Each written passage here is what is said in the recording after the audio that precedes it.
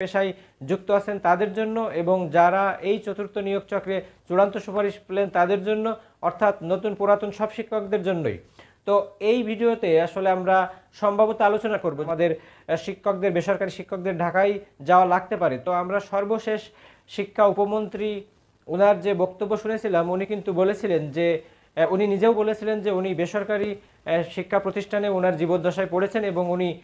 এটাও বলেছেন যে ওনার কিন্তু ইনপুটটা সরকারি স্কুলের থেকে বেসরকারি স্কুলেই কিন্তু বেশি। এবং উনি একই সাথে বলেছিলেন যে বিশেষ করে সরকারি এবং বেসরকারি শিক্ষকদের বৈষম্যর যে খাতগুলো, অর্থাৎ এই যে আপনার বাড়ি ভাড়া, মেডিকেল ভাতা এবং এই যে উৎসব ভাতা বা বোনাস, ঈদ বোনাস যেটা, এই খাতগুলোতে কিন্তু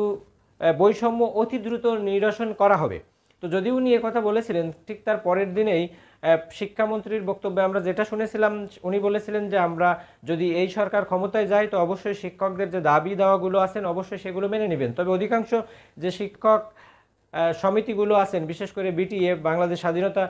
শিক্ষক পরিষদ সহ বেশ কিছু শিক্ষক সংগঠন আছে, বিশেষ করে বিটিএ এই আন্দোলনটাকে সবথেকে জোরালো করেন। এবং বিটিএর শিক্ষকরা, বিশেষ করে সভাপতি, সাধারণ সম্পাদক, ওনারা কিন্তু এটা বলেই রেখেছেন যে 5 অক্টোবর যদি আমাদের জন্য ভালো ঘোষণা আসে তো অবশ্যই আমরা সাধুবাদ জানাবো। যদি আমাদের জন্য ঘোষণা না আসে বা আমাদের যে আন্দোলনের ফসল, এই ফসল মাফিক যদি আমরা আসলে তেমন কিছু না পাই তো অবশ্যই আমরা আন্দোলনের সামনে যাব। তো এই মুহূর্তে আসলে অনেকেই ধারণা করছেন বা আমি নিজেও ধারণা করছি, তো এই বাড়ি ভাড়াটা এমন হইতে পারে যে একটা পার্সেন্টেজ অনুযায়ী আমাদের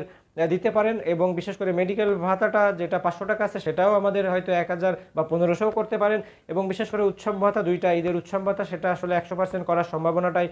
সব থেকে বেশি। তো আমরা আরও কিছুদিন ওয়েট করি এবং ধৈর্য ধারণ করি, তাহলে আমরা বুঝতে পারবো যে শিক্ষকদের